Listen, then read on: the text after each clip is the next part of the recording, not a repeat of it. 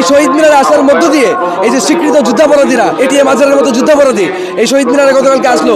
এই শহীদ মিনারে আসার মধ্য দিয়ে আদতে আমাদের শহীদদের রক্তের সঙ্গেই তারা এক ধরনের গাদ্দারি করেছে। জুলাইকে বিক্রি করার মধ্য দিয়ে বাংলাদেশের মাটিতে এক ধরনের মব সন্ত্রাস, এক ধরনের নৈরাজ্য চালিয়েছে। যেই জামাত এক বছর আগেও শহীদ মিনারে পুষ্পস্তবক অর্পণ করা, শহীদদের বেদিতে শ্রদ্ধা নিবেদন করাকে বেদাত বলতো, যেই ধর্ম ব্যবসায়ী জামাত ইসলাম এতদিন ফতোয়া দিয়েছে যে শহীদ মিনারে ফুল দেওয়া আদতে হচ্ছে এক ধরনের বেদাত, তাদেরকে গতকালকে দেখলাম যে তাদের যে চিরাচরিত মুনাফিকি, তাদের যে চিরাচরিত ভণ্ডামি, সেই ভণ্ডামি করে তারা গতকালকে এই শহীদ মিনারে এসে এই শহীদ মিনারে আসার মধ্য দিয়ে এই যে স্বীকৃত যুদ্ধাপরাধীরা এটিএম আজহারের মতো যুদ্ধাপরাধী এই শহীদ মিনারে গতকালকে আসলো।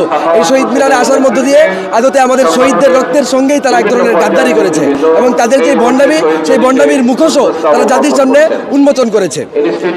তো এই জায়গা থেকে আর কি আমাদের এই স্লোগানের আবির্ভাব। জুলাই অভ্যুত্থানের প্রায় 2 বছর আমরা অতিক্রম করতে চলেছি।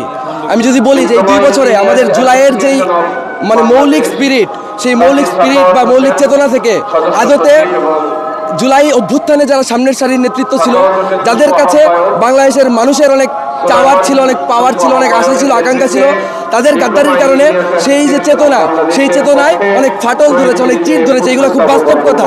এই জন্যই আমরা বলেছি যারা জুলাইকে কুক্ষিগত করার মধ্য দিয়ে আমরা দেখেছিলাম যে আওয়ামী লীগ কীভাবে বাংলাদেশের মাটিতে 71কে কুক্ষিগত করে আদতে বাংলাদেশ এক ধরনের স্বৈরতন্ত্র কায়েম করেছিল, ঠিক একইভাবে আমরা দেখেছি গত 2 বছর যাবৎ কারা কারা জুলাইকে বিক্রি করার মধ্য দিয়ে বাংলাদেশের মাটিতে এক ধরনের মব সন্ত্রাস, এক ধরনের নৈরাজ্য চালিয়েছে। আমরা মনে করি যে তাদের যে এই ধরনের জুলাই ব্যবসার যে ফন্দি ফিকির, এটা বাংলাদেশের মানুষ হারিয়ে দিয়েছে।